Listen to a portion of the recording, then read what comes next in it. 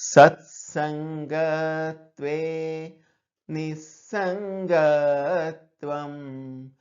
నిస్సంగత్వే నిర్మోహత్వం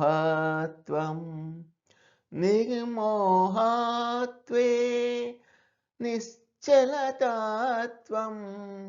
నిర్మోహత్వే నిశ్చలతత్వం నిశ్చలతత్వే జీవన్ముక్తిః నిశ్చలతత్వే జీవన్ముక్తిః భజ గోవిందం భజ గోవిందం గోవిందం భజ మూఢమతే. సత్సంగత్వే సజ్జనుల నుంచి అంటే మంచివాగి సహవాసం వలన అంటే సత్సంగం చేయడం వలన నిస్సంగత్వం దుస్సాహసాలు దుస్సహవాసాలు చెడు కోరికలు దూరమై వైరాగ్యం కలుగుతుంది.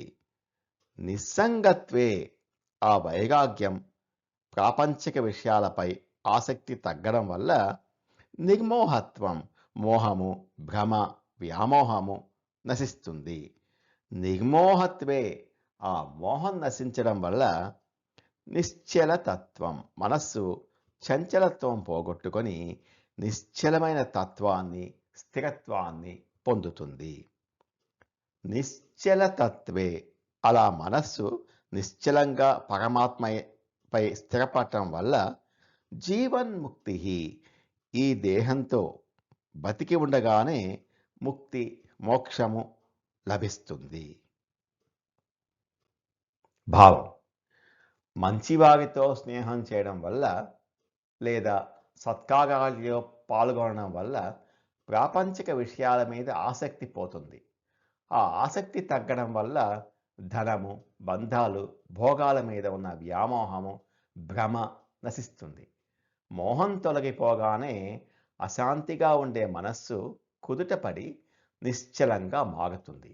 అలా ఏ కోరిక లేకుండా నిశ్చలంగా ఉన్న మనస్సుతో భగవంతుని ధ్యానించే వారికి ఈ జన్మలోనే బతికి ఉండగానే మోక్షము జీవన్ముక్తి సిద్ధిస్తుంది.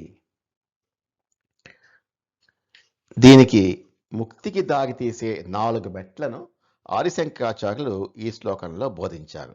దీనికి పునాది సత్సంగం.